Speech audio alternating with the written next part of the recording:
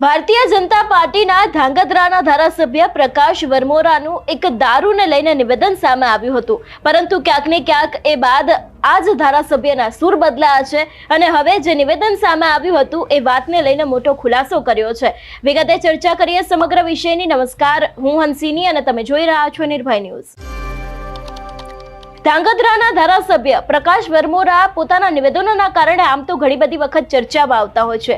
ઘણી બધી વખત પ્રકાશભાઈ દ્વારા કોઈ પોસ્ટ મૂકવામાં આવતી હોય છે તો પછી ક્યાંક ને ક્યાંક તેમની જે જનતા છે એ પણ તેમને જવાબ આપી દેતી હોય છે કે પહેલા તેમના વિસ્તારના કામ કરો।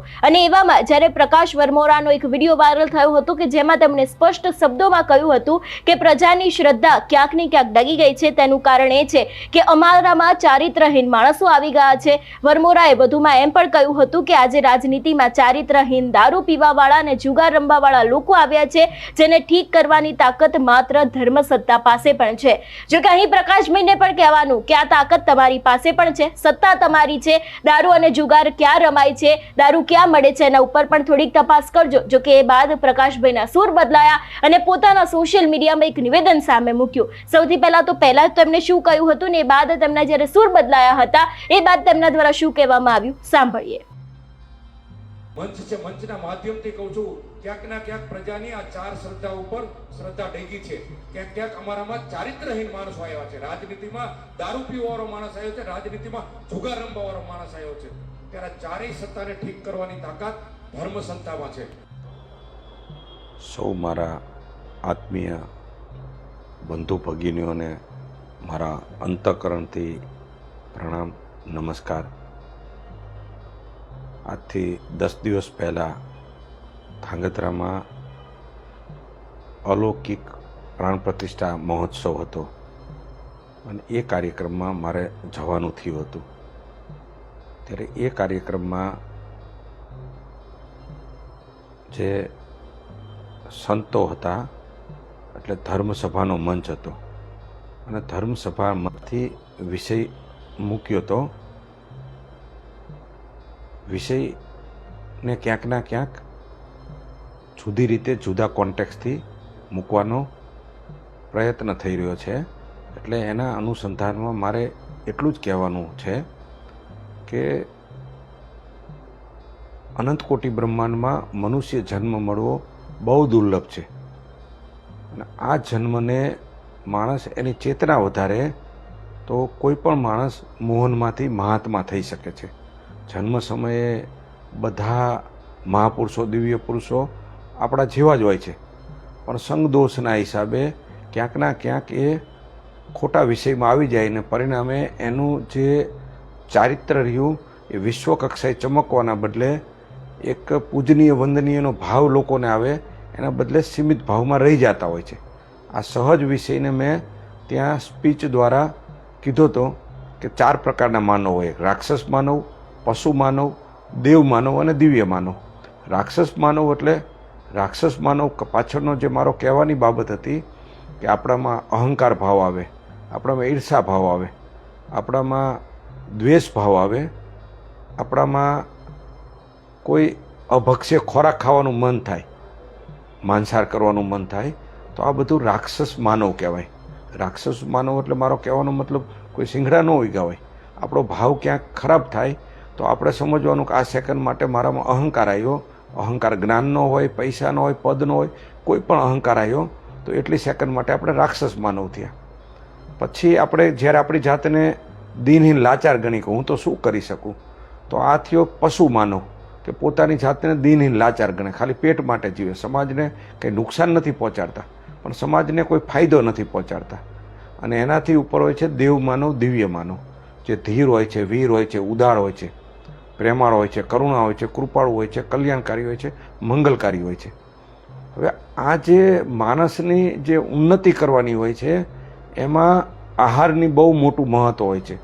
એટલે મારો એટલો વિષય હતો કે જે સમાજના પ્રતિષ્ઠિત માણસો છે, પછી ઉદ્યોગપતિ હોય તોય ભલે, રાજનેતા હોય તોય ભલે, ડૉક્ટર હોય તોય ભલે, વકીલ હોય તોય ભલે, કે કોઈ પણ માણસ જે પ્રતિષ્ઠિત માણસ છે, આ પ્રતિષ્ઠિત માણસોએ એવો કોઈ આહાર ન કરવો જોઈએ કે જેનાથી એની ચેતના વધવાના બદલે ચેતના સીમિત થઈ જાય। એટલે વિષય મારો એટલો હતો કે આપણે બધા છેલ્લે આપણે બધા માણસ છીએ.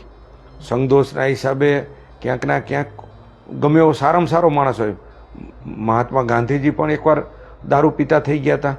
તો આત્મચિંતન કરીને ઉપવાસ કરી અને આપણી અંદરની ભાવ શુદ્ધિ કરી લેવાની, જેથી કરીને જે 15% જે સમાજનો જે ઉપરનો બૌદ્ધિક વર્ગ છે, જે પ્રતિષ્ઠિત વર્ગ છે, અને 85% રહ્યા એ ક્યાંકના ક્યાંક પોતાના શ્રમ લેવલ જીવન જીવે છે. ત્યારે 15% લોકોનું દાયિત્વ છે કે આ 85% જ્યાં વિકાસ નથી પહોંચ્યો એને માર્ગદર્શક બને, એને પોતાના જીવનના પોતાના ચરિત્ર દ્વારા, પોતાના પ્રેમ દ્વારા, પોતાના કરુણા દ્વારા, પોતાની બુદ્ધિ દ્વારા આ બધાને જોડી અને એક નવો માર્ગ પ્રશસ્ત કરાવે. એટલે આ ભાવથી મેં ત્યાં કીધું હતું કે જે 4 પ્રકારના જે રાજનેતા હોય, કોઈ પણ હોય, જે વહીવટી તંત્રમાં હોય, મીડિયા તંત્રમાં હોય, ન્યાય તંત્રમાં હોય, એને એવું કોઈ કામ ભૂલથી પણ ન કરવું જોઈએ. કારણ કે એ અમુક બાબતો હોય એ 0 ટોલરન્સ નીતિ હોય. એટલે મારો વિષય ને એટલો હતો કે સંતો હોય તો એ ક્યાંય કોઈ નબળું કામ કરે ને તો સંતને એક લોકો એક રિસ્પેક્ટ તરીકે જોતા હોય. હવે એ નબળું કામ કરવા માટે તો સંતની જે આભા હોય ને એ તૂટી જતી હોય છે. એવી રીતે આ બાબતોમાં ક્યાંય કરે ને તો શ્રદ્ધા ડગી જાય. વિષય એટલો હતો, એ સહજ વિષય હતો. અને ક્યાંકના ક્યાંક એને અમુક લોકોએ એક જુદા ઇન્ટેન્શનથી, અને હું જાહેર જીવનમાં છું તો હું પણ માણસ છું, તો મારી ક્યાંય ભૂલ થતી હોય તો એ કહેવાનું મીડિયા તંત્રને છૂટ હોય, રાજતંત્ર, વહીવટીતંત્ર, ન્યાયતંત્ર અને સામાન્ય પ્રજાની કહેવાની છૂટ હોય. પણ સતત આની ભૂલ શોધવી, ઓડિટ 2 રીતે થાય, એક ભૂલ સુધારવા માટે થાય ને એક ભૂલ શોધવા માટે થાય. મારી ભૂલ સુધારવા માટે ઓડિટ કરવાનું બધાને રાઈટ જ હોય, પણ સતત હું જોતો હોઉં છું કે ભૂલ શોધવા ઉપર જ કરે છે. તો ભૂલ શોધવા કરશું તો બધામાં ભૂલ નીકળશે, શોધવા કરતાં ભૂલ સુધારવા કરી તો એ દિશામાં કામ થશે. એટલે મારી આજે ભાવનાને પોઝિટિવ રીતે દરેકને લે એટલી મારી વિનંતી છે. મીડિયા તંત્ર હોય તો આની મારી બાબતને, મારી ભાવનાને પોઝિટિવ લે. હું અહીં જાહેર જીવનમાં આવ્યો છું તો જાહેર જીવન આવવા પાછળનું મારું કારણ શું છે? મને ઈશ્વરે ગામડામાં જન્મ આપ્યો, મને ખેતીનું જ્ઞાન આપ્યું, ઈશ્વરે મને વેપારનું જ્ઞાન આપ્યું, ઈશ્વરે મને ઉદ્યોગનું જ્ઞાન આપ્યું. અને તમારા બધાની કૃપાથી અને વિશ્વની સૌથી મોટી ભારતીય જનતા પાર્ટીએ એક મને જનપ્રતિનિધિ કરવાનો મેન્ડેટ આપ્યો. મારા પરિવારના સંસ્કાર, મારા ભાજપના સંસ્કાર અને આપ સૌએ મારો ભરોસો કરી અને મને તમે જનપ્રતિનિધિ બનાવ્યો છો. ત્યારે